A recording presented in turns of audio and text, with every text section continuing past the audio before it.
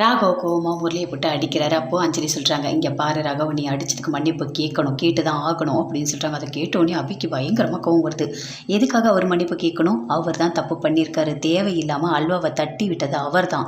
அதனால் அவர் மேலே தப்பு இருக்குது அப்படின்னு சொல்லிட்டு அபி சொல்கிறாங்க. அப்படியே பார்க்குறாங்க. அஞ்சலி எதுவுமே பேசவே இல்லை. இங்கே பாருங்கள், யாரும் யாருக்கிட்டையும் மன்னிப்புலாம் கேட்க தேவையில்ல, அவங்க வேலையை பார்த்துட்டு போங்க.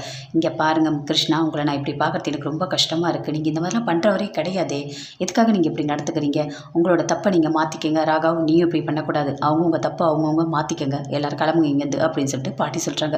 எல்லாருமே அங்கேருந்து போகிறாங்க. போனோன்னு இங்கே வா அபி அப்படின்னு சொல்லிட்டு கூப்பிட்றாரு ராகவ். கூப்பிட்டு, ஆமாம் என்ன நீ அங்கே ஓவராக பண்ணுற, எனக்கு எதுவும் சப்போர்ட் பண்ணுற மாதிரி பேசுகிற அப்படின்னு சொல்லிட்டு ராகவ் கேட்குறாரு.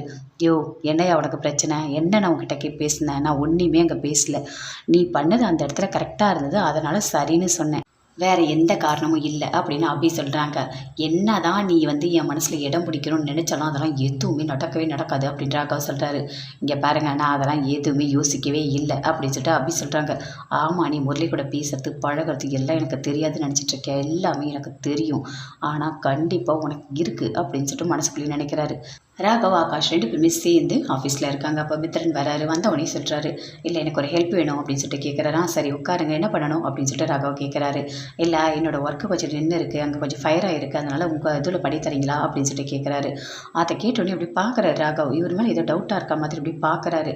இல்லைங்க, என்னோடய சைட்டு எல்லாமே ஃபுல்லாக இருக்குது, ஒர்க் போயிட்டுருக்கு, என்னால் எதுவுமே பண்ணவே முடியாது அப்படின்னு ராகவ் சொல்கிறாரு.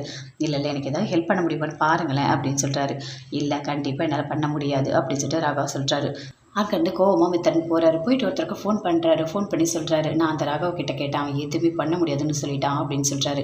அப்படி அந்த ராகவ் இப்போ மாட்டவே இல்லையா? அவன் மாட்டுவான் ஒரு வாட்டி, அவன் பிஸ்னஸை ஒன்றுமே இல்லாமல் பண்ணிடலாம் அப்படின்னு சொல்லிட்டு ஒருத்தர் சொல்லிட்டு இருக்காரு. அதை மித்திரன் கேட்குறாரு. சரி பார்க்கலாம் அப்படின்னு சொல்லிட்டு